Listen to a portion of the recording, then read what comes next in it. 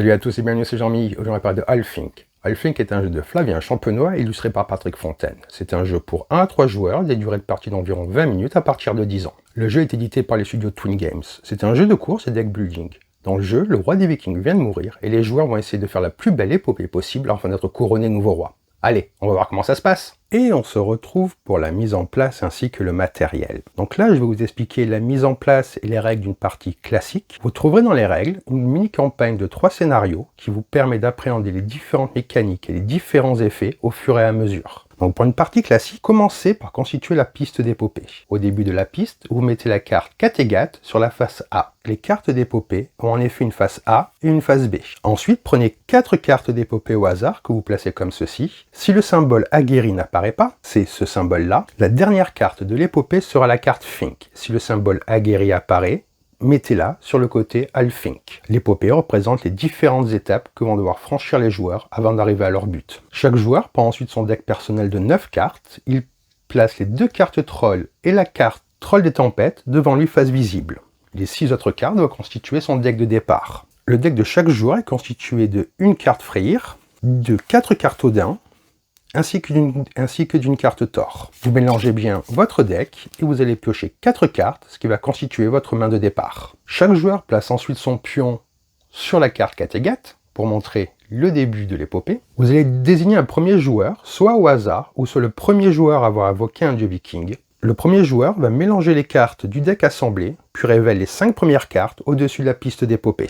Une fois que ceci est fait, vous allez être prêt à jouer. Dans Halfink, les joueurs vont jouer des cartes pour agrandir leur deck, et cela va également leur permettre de passer les différentes étapes de l'épopée, et le premier joueur arrivé au bout de la piste gagnera la partie. Halfink se joue en une série de tours, en commençant par le premier joueur, puis ensuite dans le sens horaire. Chaque tour est composé de phases, une par joueur bien entendu, et lors de cette phase, vous allez pouvoir réaliser plusieurs fois, et dans n'importe quel ordre, toute ou une partie des actions suivantes. Vous allez pouvoir recruter un ou plusieurs vikings pour leur ajouter à votre deck. Les cartes que vous achetez vont aller dans votre défausse. Vous allez pouvoir franchir une étape de l'épopée. Vous ne pouvez en franchir qu'une seule par tour. Et vous allez pouvoir ruser, esquiver ou provoquer un événement. Ce sont des effets de cartes. Et finalement, vous allez pouvoir aménager votre stratégie pour le prochain tour. Pour l'action de recruter un viking à l'assemblée, les différentes cartes vikings ont un coût en pépites qui est indiqué ici. Pour les acheter, imaginons que ça soit à moi de jouer. Je regarde ma main. Ici, c'est l'argent, les pépites, que me donnent ces cartes. Donc lui coûte 2. Je défausse cette carte-là, qui va donc dans ma défausse. J'achète la carte, qui va également dans la défausse. À ce moment-là, on remplace immédiatement la carte, et tant que j'ai l'argent, je peux continuer à les acheter. L'autre action possible est de franchir une étape. Pour franchir une étape, le coût est indiqué ici. Par exemple, ici, il faudrait que j'ai 3 bois et 3 pépites avec les cartes que j'ai en main. Par exemple, si j'ai cette carte-là qui rapporte 2 bois, plus celle-là qui rapporte 1 bois, j'ai déjà les 3 bois, il faudrait que je paye 3 pépites aussi pour passer.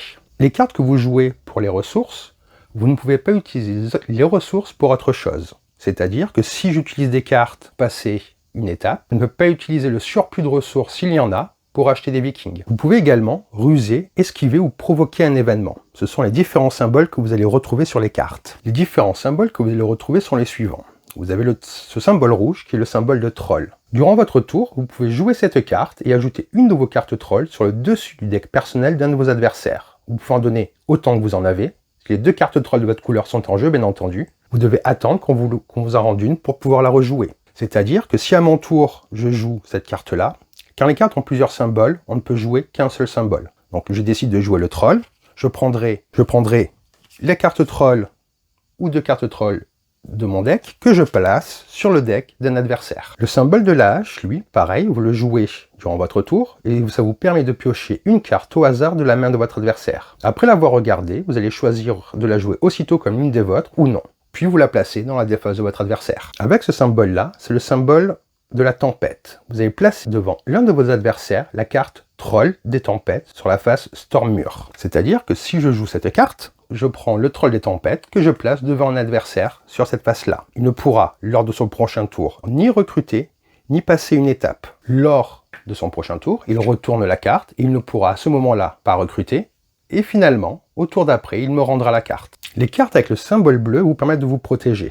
Celle-là, le bouclier, vous permet de vous protéger de la ruse de la hache. Ce symbole-là, le carte Beau Temps, en jouant en réaction pendant la phase de votre adversaire, vous permet d'éviter la tempête et donc le troll. Avec ce symbole-là, c'est la carte des trollés. Vous pouvez la jouer en réaction lorsque votre adversaire vous envoie un troll, ce qu'on met au-dessus du paquet, ou lors de votre tour, pour aller chercher une carte troll dans votre pioche et la rendre à son propriétaire. Le symbole vert que vous retrouverez ici s'appelle le symbole complot. Durant votre phase, vous pouvez jouer cette carte pour ce symbole-là, et vous allez enlever 2 cartes de l'assemblée et les placer sous le deck, et les cartes sont immédiatement remplacées.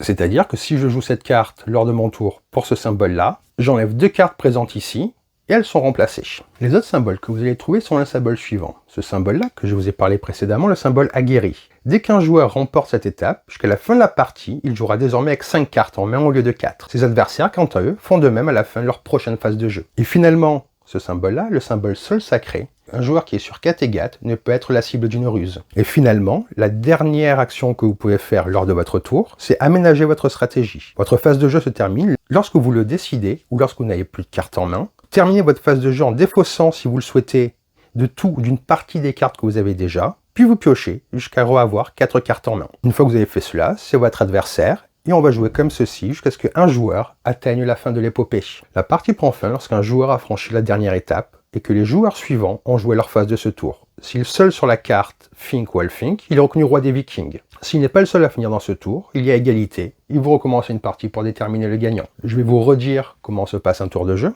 Vous commencez avec 4 cartes en main.